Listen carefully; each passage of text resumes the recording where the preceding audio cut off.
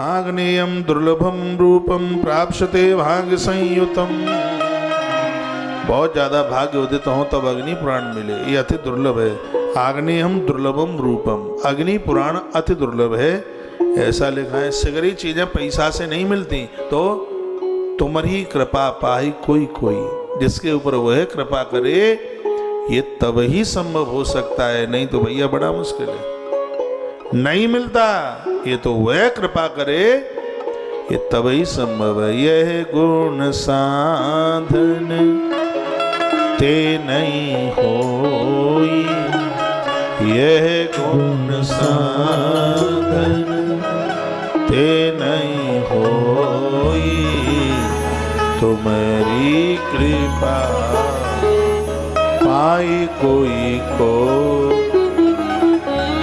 यह गुण साधन से नहीं होई, यह गुण साधन से नहीं होई, तुम्हारी कृपा पावे कोई को। यह भगवान कृपा करे भैया तब ही इस ग्रंथ की कथा मिल सकती है। लिखा ध्यायन्तो ब्रह्म च अग्नेयम पुराणम हरि मांगतः। इस कथा को सुनो तो इस कथा के बदले भगवान से भगवान को ही मांग लो,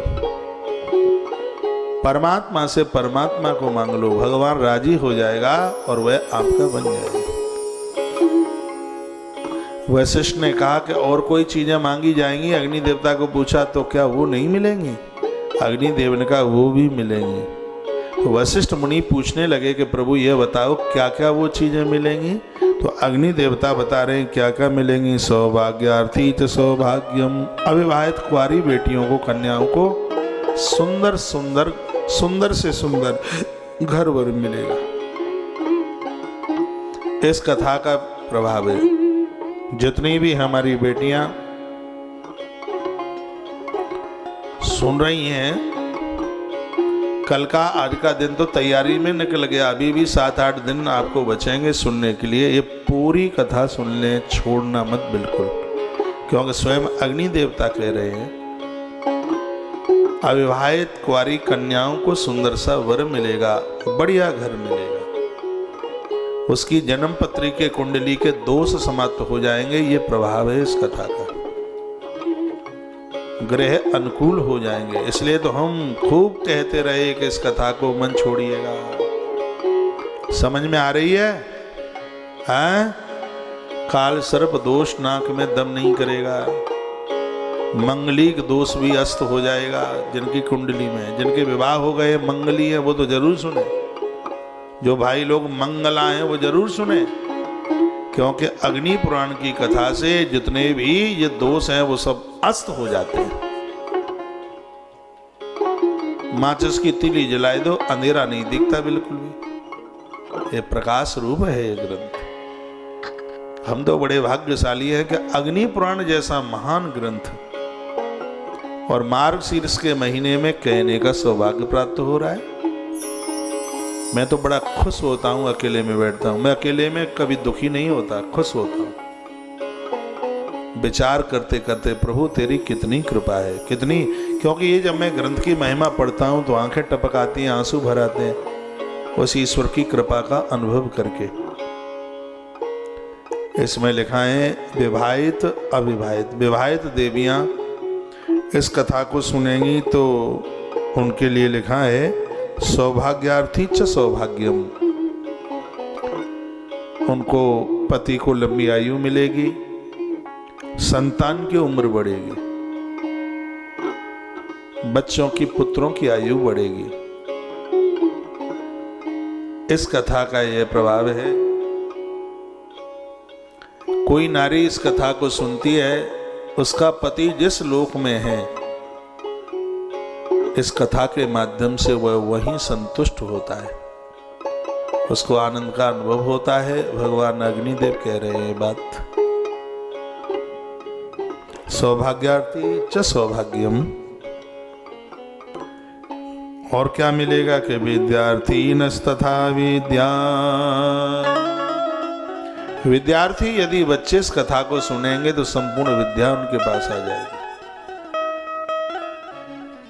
बच्चे यदि घर में होते हैं तो पूरा 3-4 घंटा नहीं सुन पाते हैं, वो घंटा आधा घंटा उन बच्चों को भी अग्नि पुराण सुनवाइए, क्योंकि स्वयं भगवान अग्निदेव कहते हैं जो भी बच्चे हमारा दर्शन करते हैं, इसलिए पूर्व में आपने सुना होगा, मैंने ही बोला होगा, निवेदन किया होगा कि भगवान के मंदिर में इन बच्चों से दिए जलवाओ, क्योंकि अग्नि दर्शन से विद्या बहुत नजदीक आती है, विद्वान बन जाएंगे बच्चे अग्निदेव का दर्शन करने से, अग्नि पुराण की कथा सुनने से। सूर्य में भी अग्नि है, इसलिए विद्यार्थियों को सूर्य भगवान को जल देना चाहिए, अर्घ देना चाहिए। शंकर जी में भी अग्नि है, शिव में अग्नि है, इसलिए भगवान शंकर की भी पूजा करते हुए अग्निदेव प्रसन्न होते हैं। राम कृष्ण के नाम में अग्नि है, इसलिए कोई राम कृष्ण का नाम लेता है तो भी अग्निदेव खुश होते हैं। आप कहोगे राम कृष्ण में अग्नि है? हाँ है ना। बाबा तुलसी ने राम के नाम में अग्नि बताई, क्या कहा? बंदहु नाम राम रघुबर को, बंदहु राम नाम रघुबर को, बंदहु राम नाम रघुबर को, हे तो प्रसादो भानो हे करे को।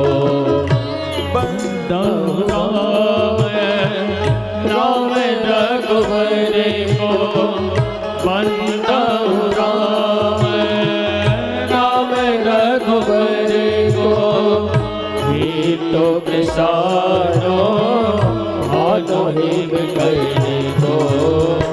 बंदहु राम नाम रघुबर को, बंदहु राम नाम रघुबर को, हे तो कृष्णो भानो हे करे को, हे तो कृष्णो भानो हे करे को।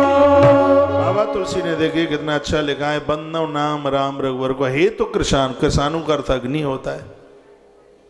तो भगवान के नाम में अग्नि है, जो प्रभु का नाम लेते हैं अग्निदेव प्रसन्न होते हैं। और कृष्ण में भी अग्नि है, क्यों? कृष्ण है शब्द कृष धातु से बनता है, और संस्कृत में कृष का अर्थ होता है आग। चाहे राम कहो, कृष्ण कहो, महादेव कहो, परमात्मा का नाम लोगे तो ये अग्निदेव पापों को जला के राख कर ही देंगे। और जो लोग नित्य यज्ञ में इनका दर्शन करते हैं, क्या कहें उनके भाग्य के लिए।